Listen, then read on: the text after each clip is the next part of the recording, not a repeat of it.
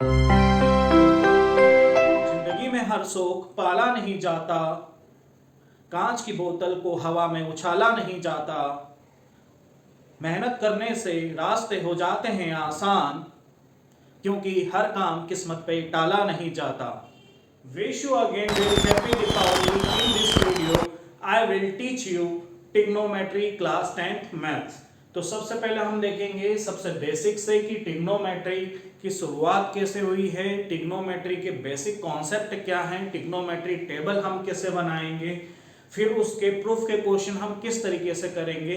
इसमें से जो इम्पोर्टेंट टॉपिक है वो यही है कि प्रूफ के क्वेश्चन किस तरीके से सॉल्व किए जाएंगे और ट्रिग्नोमेट्री की टेबल किस तरीके से लर्न की जाएगी। तो बिना समय गवाए हम देखते हैं सबसे पहला कॉन्सेप्ट ट्रिग्नोमेट्री का। तो ट्रिग्नोमेट्री का मतलब होता है measure of angles. Trigonometry measure of 3 angles of triangle. तो ये ट्रिग्नोमेट्री की शुरुआत आर्यभट्ट ने की थी, है ना। और इसमें और भी मैथमेटिशियन इंक्लूड हैं, है ना। तो हम यहां पर ये देखेंगे कि ये जो स्टडी की जाती है ये ऑलमोस्ट सभी ट्राइंगल के लिए है, लेकिन क्लास 10th के हमारे सिलेबस में ये जो ट्रिग्नोमेट्री का कॉन्सेप्ट है ये सिर्फ राइट एंगल ट्राइंगल के लिए है। तो हम यहां पर जो बात करेंगे राइट एंगल ट्राइंगल की बात करेंगे। तो राइट एंगल ट्राइंगल बना लिया जहां पर एंगल बी कितने डिग्री का है, 90 डिग्री का है, और 90 डिग्री के सामने जो साइड होगी हमेशा हाइपोटेनियस होगी, नो डाउट। अब यहां पर जो हम एंगल मेंशन करेंगे तो एंगल जो मेंशन किया है, जैसे मैंने सी भी बोला, तो सी के सामने जो साइड होगी वो परपेंडिकुलर होगी। अब जो बच गया है वो हो जाएगा बेस। और राइट एंगल ट्राइंगल में जो थ्योरम यूज होता है वो होता है पाइथागोरस थ्योरम। तो हम पाइथागोरस थ्योरम की बात कर लेते हैं। पाइथागोरस थ्योरम बच्चे बच्चे को याद होता है, ये क्लास 8 9th से स्टार्ट हो जाता है, जो कि होता है hypotenuse square is equal to perpendicular square plus base square, यानी sum of the largest side is equal to sum of square of other 2 sides. इसका मतलब यही होता है कि जो सबसे बड़ी साइड होगी वो बाकी 2 साइड्स के स्क्वायर के सम के इक्वल होगी। अब यहां पर यह होता है कि राइट एंगल ट्राइंगल में 3 साइड है, कोई सी 2 साइड हमें गिवन है, तो थर्ड साइड हम निकाल लेंगे। किसकी हेल्प से निकाल लेंगे, पाइथागोरस थ्योरम की हेल्प से निकाल लेंगे। तो मैं यहां पे ट्रिपलेट आपको बता देता हूं, जो कि ट्रिपलेट आपको काम में आएगी। एक ट्रिपलेट होती है 3 4 5, एक होती है 5 12 13, एक होती है 6 8 10, एक होती है 15 8 17, 24 7 25। ये जो ट्रिपलेट है ये आप मोस्ट ऑफ द क्वेश्चंस में देख पाएंगे, जहां पे जो सबसे बड़ी साइड है वो हाइपोटेनियस की साइड है और बाकी 2 साइड को परपेंडिकुलर बेस आप किसी को भी अज्यूम कर सकते हो। तो हम एक छोटा सा क्वेश्चन लेते हैं।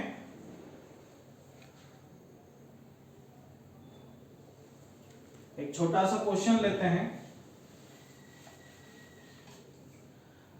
Suppose we have hypotenuse and base. Hypotenuse की वैल्यू आप देख सकते हो 25 है, बेस की वैल्यू यहां पे 7। तो ये हाइपोटेनियस की वैल्यू रखी 25, बेस की वैल्यू आप रखोगे 7। परपेंडिकुलर आपको निकालना है, तो 25 का स्क्वायर आपको याद नहीं है तो 25 को 2 टाइम लिखकर मल्टीप्लाई कर देना। एक शानदार ट्रिक इसके लिए भी बता देता हूं कि 5 जहां पर होता है तो उसका स्क्वायर कैसे निकालते हैं। 5 का स्क्वायर हमारे पास 25 मिल जाएगा। 2 से एक बड़ा डिजिट लेना है और 2 से बड़े डिजिट के साथ 2 का मल्टीप्लाई कर देना है, तो 2 3 जा 6, तो 6 2 5 होगा। p स्क्वायर 7 का स्क्वायर 49।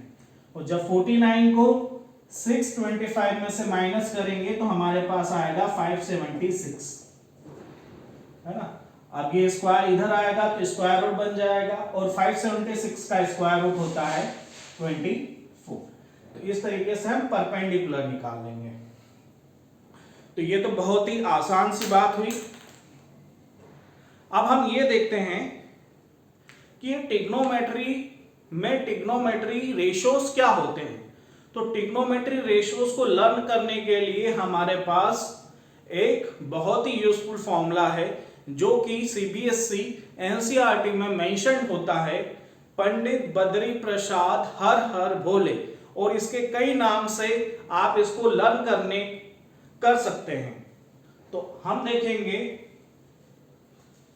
जैसे मैंने अभी बोला, पंडित बद्री प्रसाद और हर हर भोले से।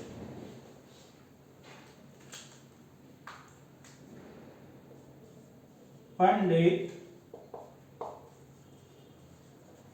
बद्री प्रसाद हर हर भोले, इसको शॉर्ट में लिख लेते हैं PBP और HHB। अब जो फर्स्ट रेशियो है यानी परपेंडिकुलर और हाइपोटेनियस का जो रेशियो है वो क्या शो करेगा, इसके बारे में बात कर लेते हैं।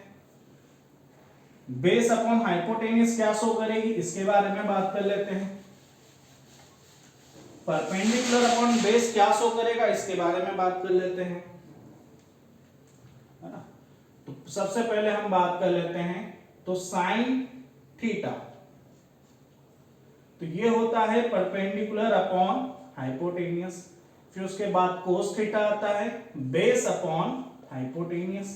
फिर आता है tan theta perpendicular upon base, perpendicular upon base.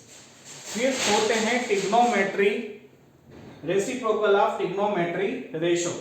तो साइन थीटा का जो रेसिप्रोकल होता है कोसेक थीटा होता है, तो ये हो जाएगा hypotenuse upon perpendicular. Cos theta का रेसिप्रोकल सेक थीटा होता है, तो ये हो जाएगा hypotenuse upon base. Tan theta का जो रेसिप्रोकल होता है वो कोट थीटा होता है, तो ये हो जाएगा बेस अपॉन परपेंडिकुलर। दिवाली है, फटाकों की आवाज आपको आ रही होगी निश्चित ही, लेकिन हम इस वीडियो को पूरा करेंगे, बड़ी ईमानदारी से करेंगे। तो यहां पर हम देख सकते हैं पंडित बद्री प्रसाद हर हर भोले, इसको याद रखना है। पहला साइन थीटा का रेशियो हो जाएगा, सेकंड कोस थीटा का, फिर टेन थीटा। फिर आपको इनके रेसिप्रोकल से याद रखना है। तो साइन का रेसिप्रोकल कोसेक, कोस का सेक और टेन का कॉट। तो यहां तक क्लियर हो गया होगा आपको। अब क्वेश्चन क्या आता है, हम क्वेश्चन की बात करते हैं। क्वेश्चन हमें ये आता है कि sine theta equal to 3/5, then find the other trigonometry ratios. तो हम क्या करेंगे, साइन का हमें पता है कि क्या होता है, ये परपेंडिकुलर अपॉन हाइपोटेनियस, है ना। तो आप क्या लोगे, परपेंडिकुलर 3 ले लोगे, हाइपोटेनियस 5 ले लोगे, और यहां पर एंगल बना लोगे क्योंकि एंगल के सामने परपेंडिकुलर होता है।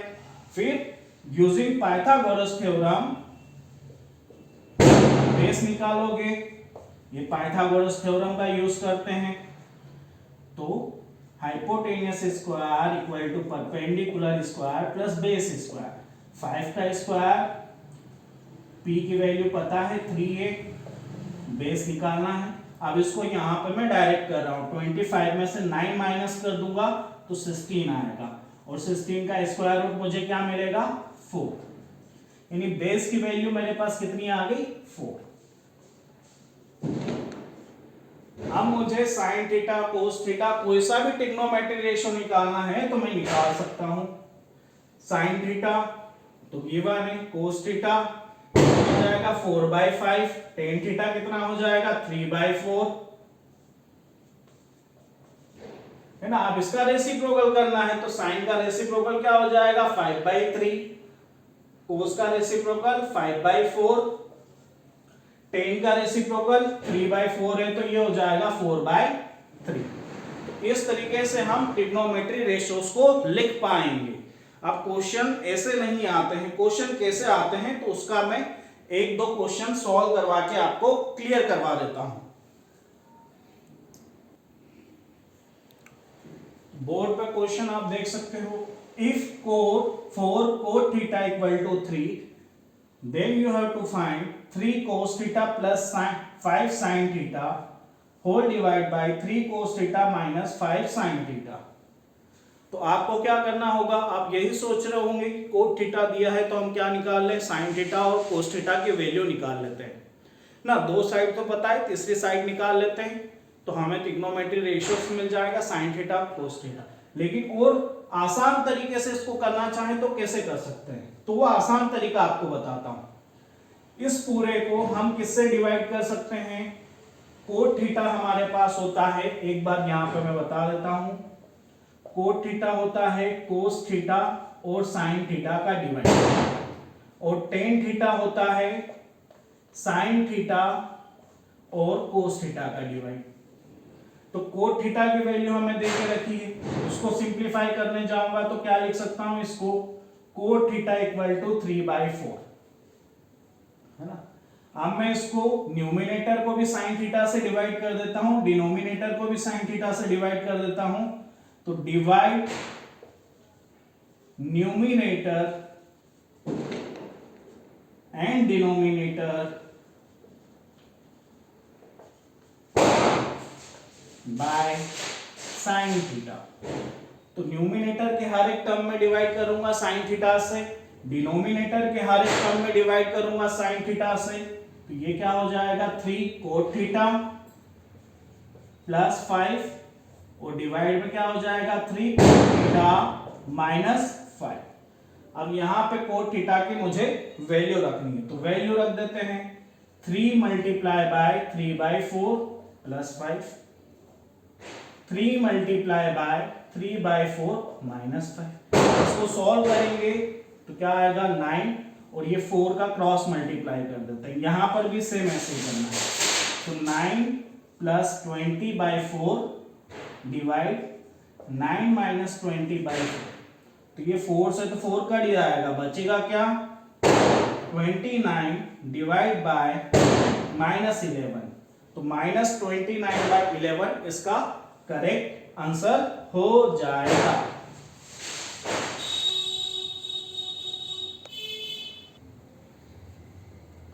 कई सारे बच्चे और एंगल में कंफ्यूज होते हैं कि साइन ए कोस ए दे दिया है, साइन सी कोस सी दे दिया है, तो उसमें भी हम देख लेते हैं क्या।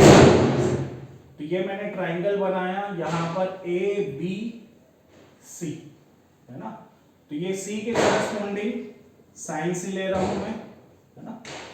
तो देखो सी के रिस्पेक्ट में सामने वाली साइड परपेंडिकुलर, तो साइन होता है परपेंडिकुलर अपॉन हाइपोटेन्यूस। तो सी के रिस्पेक्ट में ए बी क्या है, परपेंडिकुलर है, और हाइपोटेन्यूस क्या है, ए सी। और इसके अपोजिट में अगर साइन ए ले लेता तो ए के अपोजिट साइड कौन है, बी सी, तो बी सी परपेंडिकुलर हो जाता और ए सी परपेंडिकुलर होता है, यानी पर हाइपोटेनियस में कोई चेंज नहीं आएगा, सिर्फ चेंज किस में आएगा, परपेंडिकुलर में।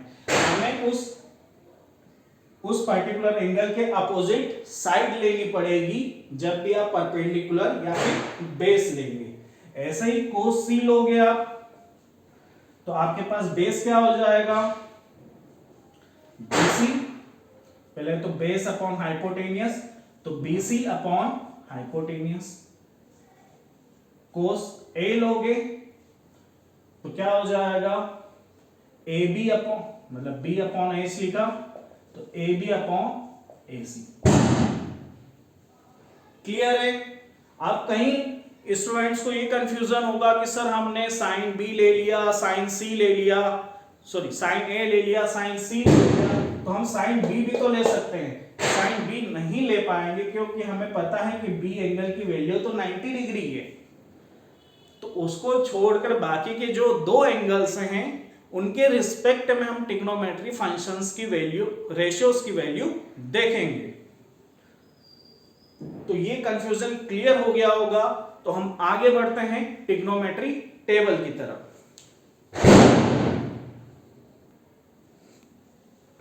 तो अब हम देखेंगे कि ट्रिग्नोमेट्री टेबल को कैसे बनाएं।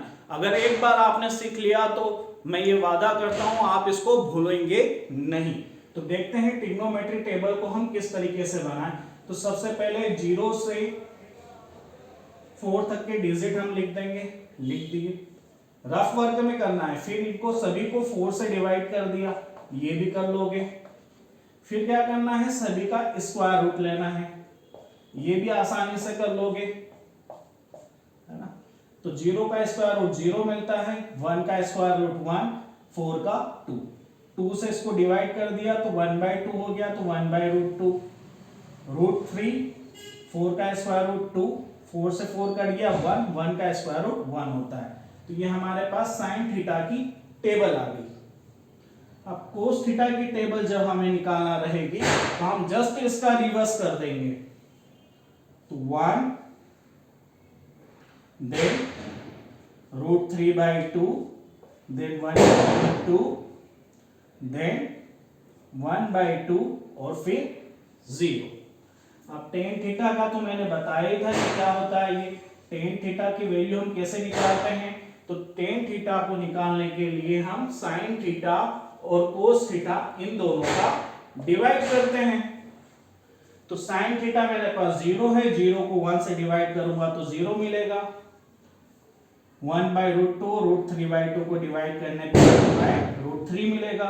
एक बात और, साइन tan 30 और tan 60 की वैल्यू में डिफरेंशिएट करने के लिए tan 30 की वैल्यू कम होगी, tan 60 की वैल्यू ग्रेटर देन होगी, तो √3। इसको डिवाइड करोगे तो √3 मिलेगी।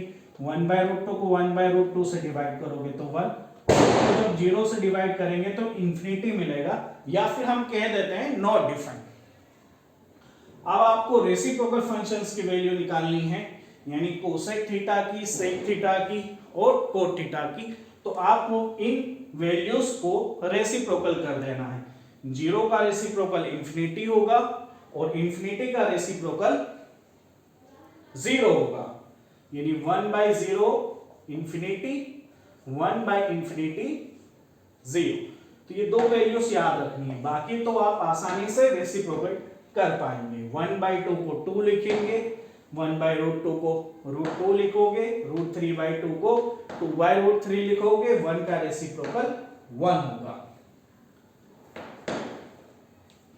तो वो आपके लिए होमवर्क है ना। होमवर्क करके कमेंट करिए कि आपने कर लिया है।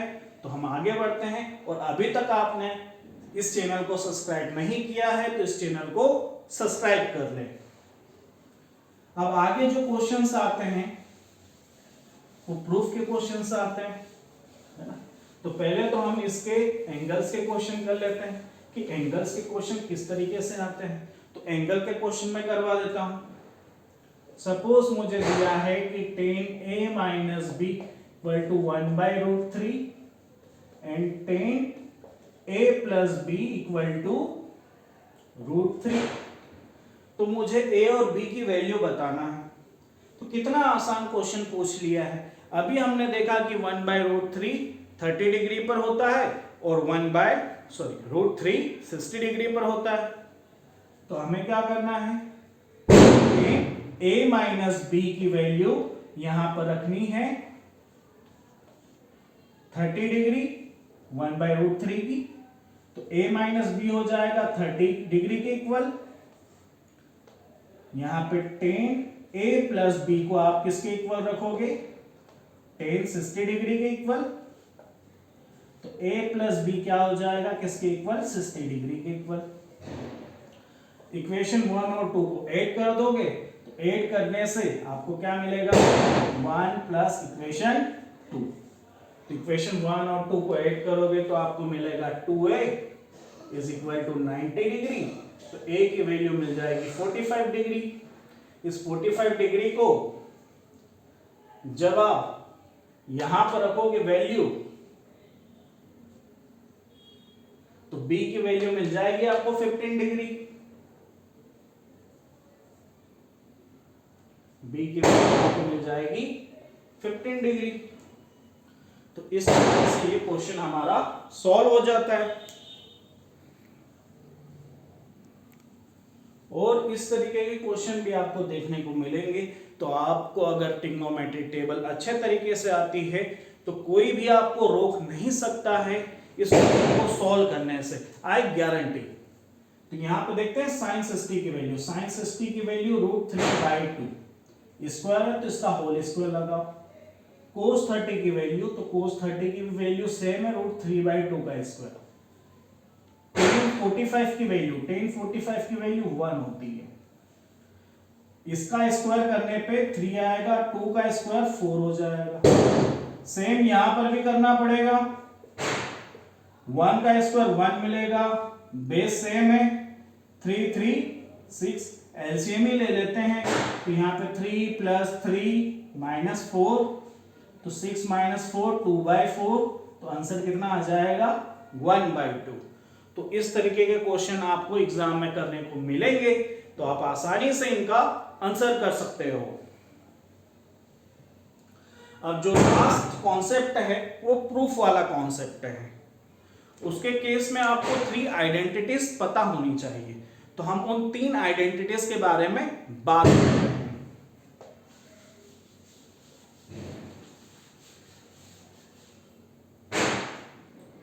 तो 3 इंपोर्टेंट आइडेंटिटीज हैं।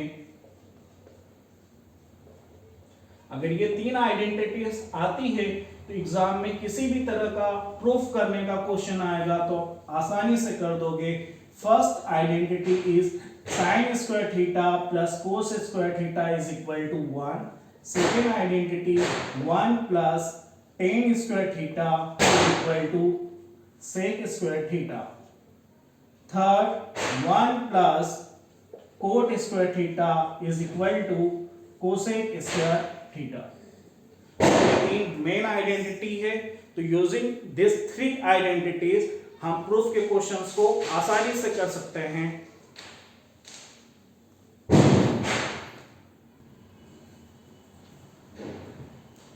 वीडियो को यहीं पर एंड करना पड़ेगा। एट लास्ट यही कहूंगा, all is well that ends well. ये एक टिप है आपकी एग्जाम के लिए कि अभी तक आपने कुछ नहीं पढ़ा है, लेकिन अभी आपने अगर शुरुआत की है और रिजल्ट उसका बेटर आना चाहिए तो मेहनत करना पड़ेगी। Thank you so much for the watching my video.